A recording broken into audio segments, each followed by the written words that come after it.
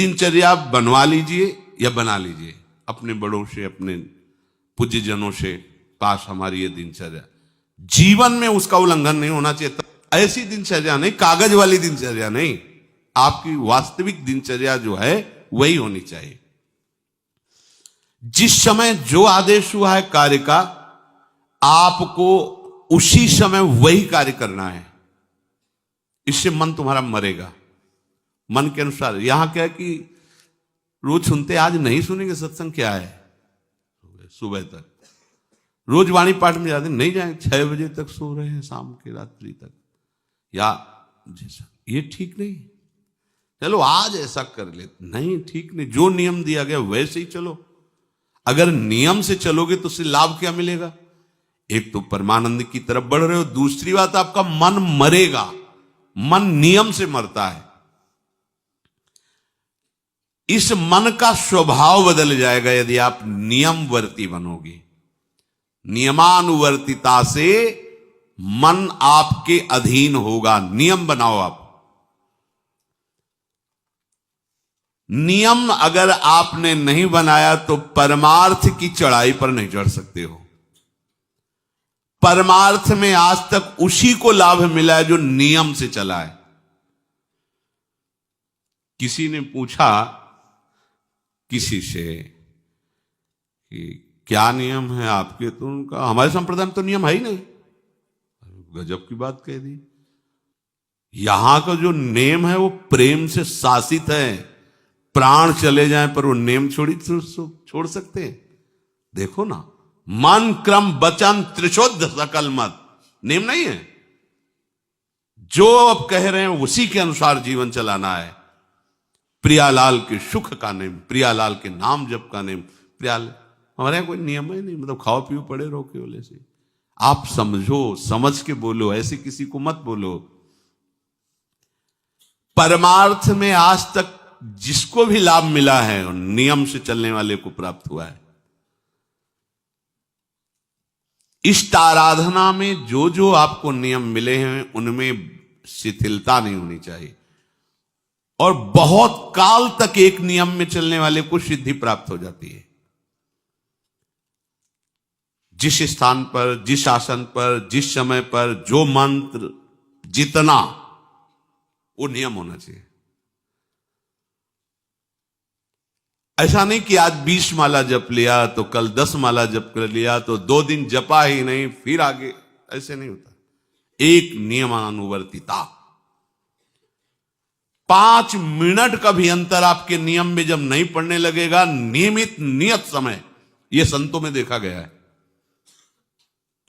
6 बजे उठना, 6 बजे शयन, 6 बजे उनकी जो दिनचर्या, एक दिन अगर देख लो तो दूसरे दिन तुम कह सकते हो इस समय ये साधन कर रहे होंगे, क्योंकि उनका नियम है, वो वैसे ही मिलेंगे। बड़े बड़े महापुरुषों में देखा गया है।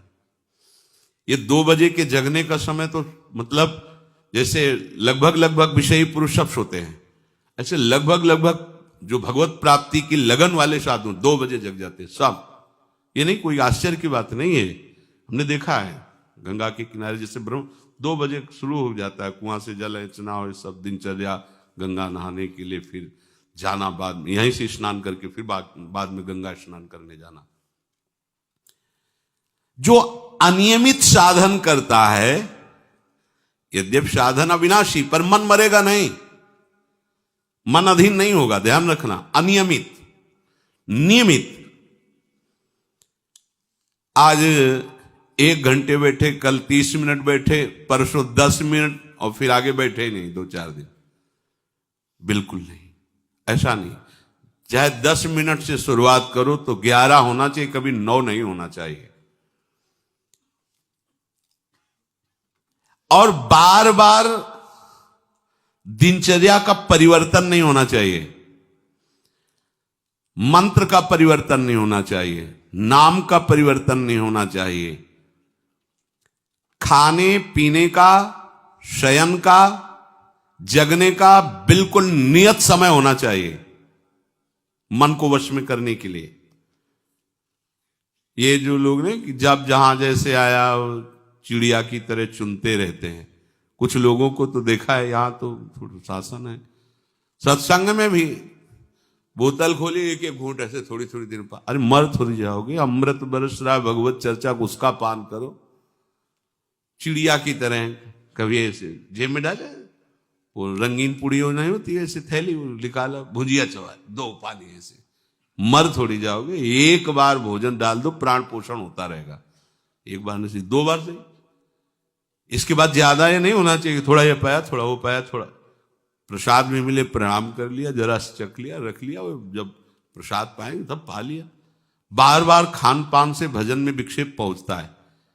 अगर मन को मारना है, भगवत प्राप्ति करना है, तो खान पान का समय, शयन का समय, शयन का समय मानो आप 9 बजे से 2 बजे तक, 9 बजे आप सैया पर होना चाहिए।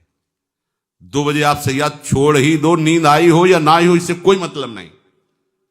नियम सो नियम, ये नहीं आज रात में नींद नहीं आई तो आज सो लेते, नहीं, उठो तुरंत आपकी दिनचर्या। अपने लोगों ने अभ्यास जब किया ना, तो उसमें यह नहीं कि जग के विचार करना है कि उठना है, जे ही घड़ी पर दृष्टि गई। आज तक भगवत कृपा से कभी अलार्म नहीं लगाया, बचपन से लेके अभी तक। मिले ही नहीं घड़ी तो अलार्म क्या लगाए, गग्गा के लिए घड़ी लेके कौन घड़ी देगा, गरीब किसानों के। एक समय निश्चित 5-10 मिनट के अंतर की बात नहीं कहते, तुरंत वस्त्र हटाओ, तुरंत। ये नहीं कि ओढ़ के ध्यान करेंगे, वो ध्यान नहीं होगा, वो सो जाओगे। वो पहले अगर सर्दी के समय हटा दिया, ऐसे खुले बैठो, ठंडी लगेगी, अब नाम जप करो जितनी देर तुम्हारा नियम हो, नहीं तो चलो अपना शौच स्नान पवित्रता। फिर उस शयन वाले आसन पे न बैठे। अगर फिर नहा धो करके बैठ जाओगे तो एक नींद पूरी और हो जाएगी उसमें। और प्राय लोग यही करते ना कि पहले तो बोले नहाने धोने की जरूरत नहीं, नाम जप कर लेंगे, उसी में बैठे। ओढ़ के अगर बैठ गए तो सूर्य उदय हो गए, कितने नाम जपा उनको खुद पता नहीं, क्योंकि वो कम्बल की उसमें, या नहा के जल्दी से ओढ़ के बैठ गए फिर सो गए। ऐसे साधना नहीं होती। स्नान करने के बाद फिर आसन में बैठ के बहुत साधारण अवस्था, ऐसा नहीं कि खूब गरम गरम कंबल ऐसे ओढ़, नहीं, ठंडी लगनी चाहिए, शांत बैठ, आंख खुली। ध्यान नहीं करना चाहिए, आंतरिक ध्यान करो। आंख मूंद ली ना तो सुषुप्ति में पहुंच जाओगे। ध्यान पूर्वक ऐसे, जैसे चातक स्वाति की बूंद को निहारता है। भागवत में आया कि कैसे सुरता होना चाहिए, वक्ता के प्रति चातक दृष्टि से देखते हुए एक एक शब्द श्रवण इंद्री से वो पान कर रहा है, ऐसे शांत तो एकदम देखते हुए ऐसे पान। श्रुता सोई परम सुजान, सुनत चित रति करे। आपके वस्त्र पहनने का ढंग, चलने का ढंग, बोलने का ढंग सात्विक होना चाहिए। सोमवार को अमुक रंग का, मंगल को अमुक रंग का, बृहस्पति को अमुक रंग का, ऐसे ऐसे। चलने की भी अलग अलग स्टाइल, अलग अलग से डालना का। अगर भगवत प्राप्ति करनी है तो सात्विक चाल हो, सात्विक भाषा हो, सात्विक वस्त्र हो। इनका भी बहुत प्रभाव पड़ता है, वस्त्रों का भी प्रभाव पड़ता है, चाल का भी प्रभाव होता है। अभिमान की चाल देखना, छाती में हड्डी हड्डी पर फैला के चल रहे मानो सूरवीर है। हाँ,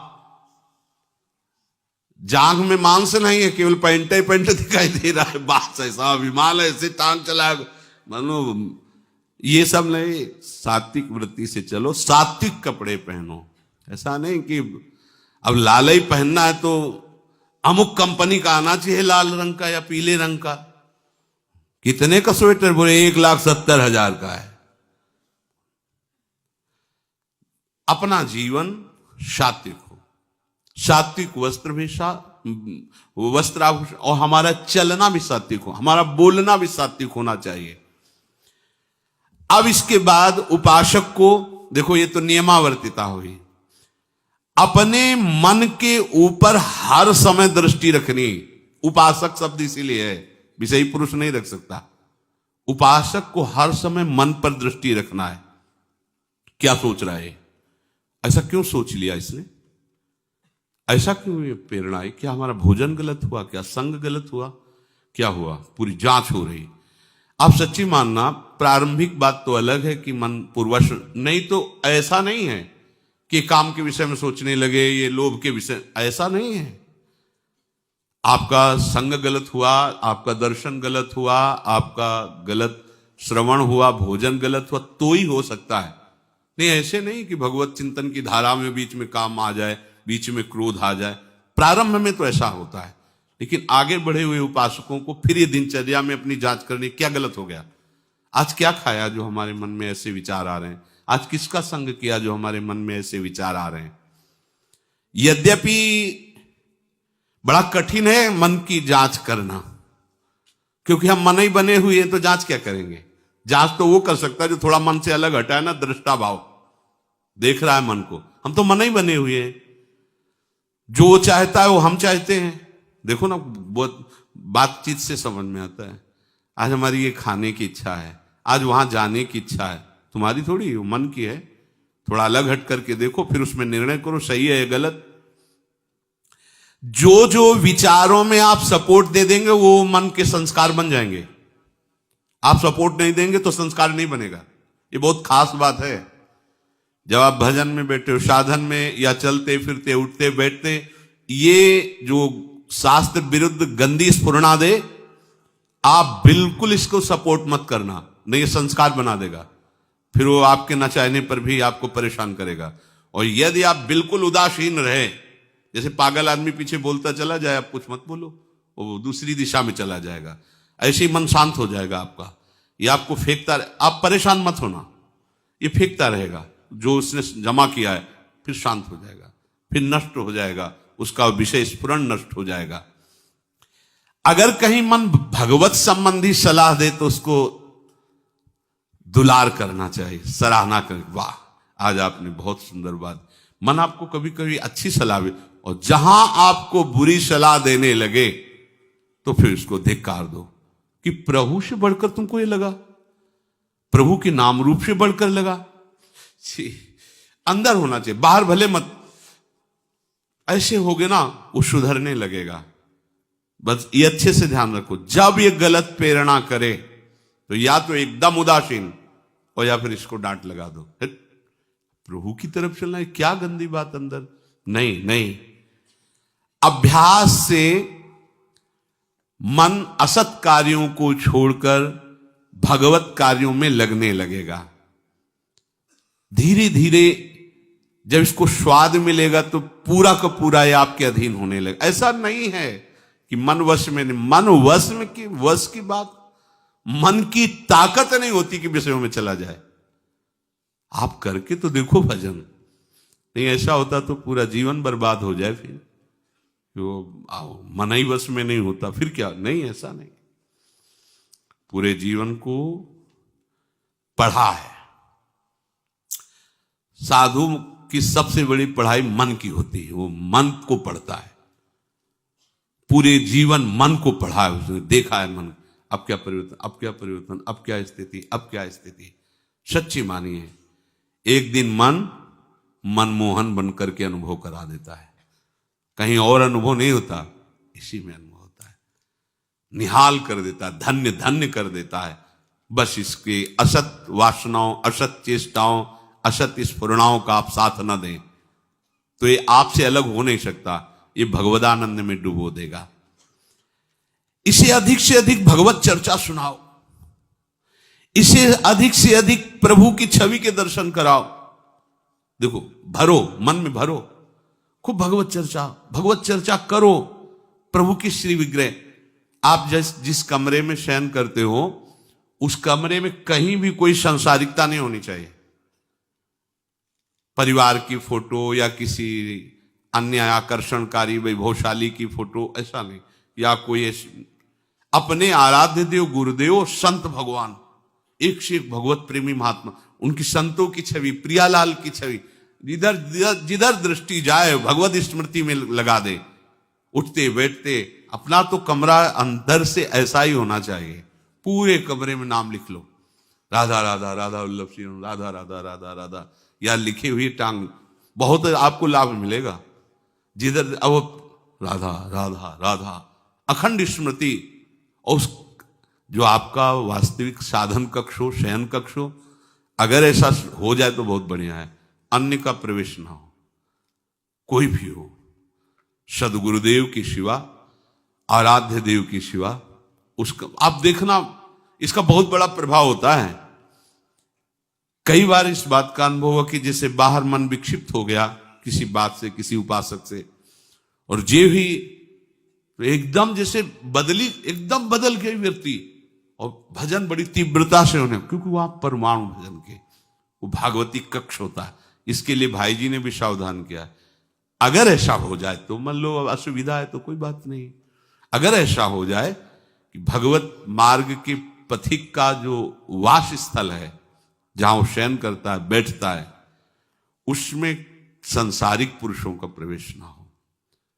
इसलिए हो सकता शब्द लगाएगा, एक ही परिवार में रहते हो, आप ऐसा झगड़ा करोगे कि हमारे कमरे में ना जाए कोई रिश्ते नातेदार या अन्य परिवार के सदस्य, कठिन हो जाएगा। अगर हो सकता हो तो भगवत प्रेमी महात्मा के सिवा, भगवत भजन करने वाले के सिवा प्रवेश न हो, तो आप देखो कि उस कमरे में ऐसी परमाणु आ जाएगी कि आपका मन वहां प्रवेश करते ही भजन में लगने लगेगा, बड़ी शांति का अनुभव होगा। इसे खूब भगवत चर्चा सुनाओ, भगवत चर्चा करो और भगवत श्री विग्रह के दर्शन कराओ, बड़ा लाभ मिलता है। जैसे आप जहां शयन कर रहे हो, सामने अगर अपने आराध्य देव की छवि हो ना, बार बार बार बार दर्शन का सब, और कभी कभी तन्मयता एकाग्रता करते हुए अगर शयन कर जाओ तो स्वप्न में वही छवि के दर्शन करते हुए पाया जाता है। एकाग्रता का बड़ा महत्व है। अगर आप नाम में एकाग्र करके सो जाओ तो आप देखो जगते समय आपकी वही नाम चलता मिलेगा। मन के कहने में कभी अपने आप को मत फंसाओ। मन लोभी, मन लालची, मन चंचल, मन चोर, मन के मत चलिए नहीं, ये पल पल में कुछ और, ये भटकाता रहता है। जब तक ये प्रभु की तरफ आपको प्रेरित ना करे तब तक इसको अपना दुश्मन मानकर इसका विरोध ही करते रहिएगा। मन का जैसे अपने दुश्मन के प्रत्येक कार्य पर निगरानी करने वाला दुश्मन के प्रहार से बच जाता है, क्योंकि हर क्षण वो सावधान रहता है, वैसे ही जो उपासक मन पर नजर रखकर इसे दुश्मन के भाव से देखता है वो सावधान रहता है और मन के प्रहार से बच जाता है। जहां कहीं ये उल्टा आपको ले जाने के लिए करे, बस इसकी सुनना नहीं, बिल्कुल इसके विरोध में हो जाना। ये बड़ा बलवान है पर तुमसे बड़ा नहीं, ध्यान रखना, ये तुम ही से बलवान है, तुम ही से खा पी के तुम्ही को पटकेगा अगर इसके अनुकूल रहे। और अगर आप अपने, तो ये इसकी ताकत नहीं आपको गिरा दे, क्योंकि बिना सपोर्ट के आपके कुछ नहीं कर सकता। पक्का आप सपोर्ट मत कीजिए, ये आपका कुछ नहीं बिगाड़ेगा, पर इसका स्वभाव है कि एक क्षण में अपने अनुकूल कर लेना। जहां दिखाया कि हम आपको ऐसा सुख प्रदान करेंगे, जल रहे हो ना, अभी आनंदित हो जाओगे तो आप दस्तखत कर दोगे, जी बस वो ले गया। आपके दस्तखत के बिना कुछ नहीं कर सकता। कई बार इससे उपासक को हारना होगा, क्योंकि बताया नहीं वो दस्तखत करवा लेगा, पर तुम साहस मत छोड़ना इसके परास्त करने का। सैकड़ों बार ये हराता है। सच्चा उपासक वही है कि गिर करके, हार करके भी उसको हराने का उत्साह न छोड़े। ये हरा देता है, बहुत बार हरा देता है, क्योंकि पूर्वाभ्यासी बहुत दांव पेच जानता है, हमको अपने अधीन किए रहता। कई बार तो ऐसे ढंग से हराता है कि समझे नहीं आता कि मुझे हरा रहा था क्या। जब हार गए तब लगता है हाँ हार तो गए, इसका मतलब हमको हरा रहा था। हिम्मत मत हारना, जीत तुम्हारी होगी, क्योंकि तुम प्रभु के सीधे अंश हो और ये तुम्हारी ताकत से बलवान हो रहा है। दृढ़ता से लड़ो तो दिन दिन तुम्हारा बल बढ़ेगा और मन का बल घटेगा, और यदि इसका सपोर्ट करते रहोगे तो इसका बल बढ़ेगा, तुम्हारा घटेगा। तुम इस पर जिस दिन विजयी हो गए तो ये मन न रहकर श्री कृष्ण हो जाएगा। पर ध्यान रखना, ये बहुत चतुर है, ये कभी डरवाएगा तुमको फिर अपने अधीन करेगा। ऐसा ही होता है, कभी फुसलाएगा, कभी लालच देगा, कभी बड़े सुख का प्रलोभन देगा, परंतु तुम इसके धोखे में मत आना, भूल कर इसका विश्वास न करना। अपनी हिम्मत टूटने न पावे, लड़ने में कमी न होने पावे, इससे लड़ाई लड़नी। यह हम मन से तो लड़ते नहीं, बाहर झगड़ा करते घूम रहे हैं। इससे लड़ो, ये बेईमान जो हमको परास्त कर रहा है। अंत में आप देखोगे आपकी आज्ञा पर खड़ा हो जाएगा हाथ जोड़, अब जैसा आप जैसा, ये विश्वासी सेवक बन जाएगा। मन को कभी निकम्मा मत रहने दो। अब तो सब हो गया, बाणी पाठ भी हो गया सब। 3 घंटे तो कोई बात है नहीं, 3:30 बजे शाम के जाना है। 3 घंटे में वो इतना मसाला एकत्रित कर देगा कि 3 महीने में तुम सत्संग के द्वारा उतना सामग्री नहीं एकत्रित कर पाओगे उसको हराने के लिए। बहुत चतुर है, इसको खाली मत रहना। एक आदमी ने भूत सिद्ध किया, भूत सिद्ध हो गया। भूत ने कहा कि काम बताओ हमें, अमुक काम, एक क्षण में कराया। और बताओ, और क्या बताएं? बोले काम नहीं बताओगे तो उठाक पटक देंगे तुम्हें, हम तुम्हें मार देंगे हम। वो जो भूत सिद्ध करने के लिए मंत्र दिया था, वो गुरु के पास गया, बोले महाराज वो तो कह रहा मार डालेंगे अगर काम नहीं बताओगे। ठीक है, एक लंबा बांस खड़ा कर दिया और कहा इस भूत को आदेश करो, इस पे उतरो चढ़ो, जब तक हम कोई काम ना बताएं तो यही तुम्हारे ऊपर का। बस ऐसे ही मन भूत है, उठाक पटक देगा आपको किसी न किसी विषय में। इसको काम बताओ, क्या? राधे श्याम राधे श्याम राधे श्याम, चढ़ते उतरते रहो, ऐसे नाम में चलते रहो। जब और कोई काम होगा तो बताएंगे, चलो सेवा कर लो, बाड़ी पाठ कर लो, नहीं है ना, राधे श्याम राधे श्याम राधे श्याम। पक्का समझो भूत है, मार देगा तुम्हें। अगर राधे श्याम रूपी बांस में इसे चढ़ाओगे, उतारोगे नहीं तो पटक देगा किसी न किसी विषय में, फिर छाती जलेगी, दिमाग खराब होगा, डिप्रेशन में पहुंच जाओगे। ये ऐसे ऐसे कर्म करवा देता है कि लगता है अब भी इसकी जरूरत है। प्रभु के होके, प्रभु का नाम जप करके, प्रभु के मार्ग में अब भी इसकी जरूरत है। जो तुमने किया, जो तुमने सोचा, जो तुम सोच रहे हो, इसकी जरूरत है। बहुत सावधान, नाम कभी छूटे ना इसको। उसमें ये निकम्मा मन बर्बाद कर देता है। निकम्मा रहोगे तो इधर उधर की बातें सोचेगा। एक और बात बता दें, जब तक नींद ना आवे तब तक लेट करके भजन मत करना। किडनी थोड़ी खराब है तुम्हारी कि तुम्हें बैठने में परेशानी। अपने लोगों ने ऐसा किया है कि अब जैसे रात्रि में है, माला लेके बैठ गए, अब नींद नहीं आ रही तब तक माला चल रहा है, भजन चल रहा है। जब नींद आने लगी धीरे से लेट गए, माला छाती में रखा है, अगल बगल कोई अपने माला में ही है। अब लेट करके कि नींद का इंतजार, तो नींद तो आए कि ना आए, लेकिन ये क्या क्या प्रोग्राम आ जाएगा वो आप देख लो। नए साधक सावधान नहीं रहते तो दुर्दशा अपनी कर लेते हैं क्रियाओं के द्वारा, अन्य चेष्टाओं के द्वारा। शयन के समय बहुत सावधान रहने की जरूरत है। दिन भर तो आपको ऐसी सेवाएं मिली हैं, ऐसे साधन मिले हैं जो भगवदानंद में डुबोने के लिए पर्याप्त हैं, लेकिन जो आपका पर्सनल समय है उस समय आप सावधान रहना। अब आप फुर्सत में लेट गए, जे भी फुर्सत सोच के लेटे कि सब हो गया, अब उसका प्रोग्राम शुरू मन का। अब आपकी इधर उधर चित्त वृत्ति, फिर मोबाइल जो पास है तो फिर क्या कहना है। मन को तो मानो अमृत मिल गया, वो आपको प्रेरित करेगा। जहां आपने कोई गेम, ये वो नौटंकी नाटक की, जहां बस उसको मसाला मिल गया, वो आप काफी है। वो आपको ऐसी जगह पहुंचा देगा कि सुबह दिनचर्या में हाजिर नहीं हो पाओगे। कहां है वो? बोले अभी तो आया ही नहीं वो। क्यों? मन ने उसको परास्त कर दिया, इसलिए नहीं आया। बहुत सावधान। ये निकम्मा रहेगा तो बुरी बुरी बातें सोचेगा। खास बात है, दिन भर सावधान रह सकते हो माना, लेकिन शयन के समय जब आप अपनी सैया पे गए, अब होश ठिकाने रखो, बिल्कुल सावधान। यहां थोड़ी तुम्हें सावधान रहने की जरूरत है, अभी तो सावधान है ही हो, नहीं तो अभी